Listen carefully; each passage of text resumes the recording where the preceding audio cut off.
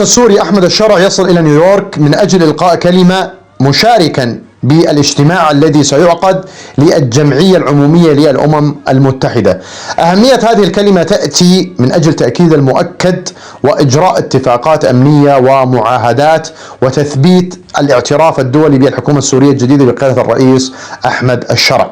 طبعا راح يصير في اتفاقية توقيع أتوقع اتفاقية أمنية بين سوريا حسب ما يتداول الحقوقيين والناشطين بين سوريا وبين إسرائيل.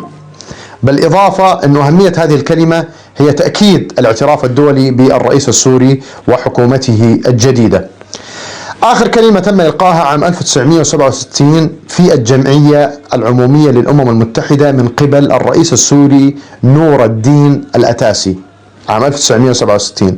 بعد 3 سنوات قام حافظ المجرم المقبور بإجراء انقلاب وسماه بالحركة التصحيحية وسيطر على السلطة هو وابنه بشار المجرم لمدة 5 أو 4 عقود من الظلم والاستبداد الذي كان يمارسه على الشعب السوري.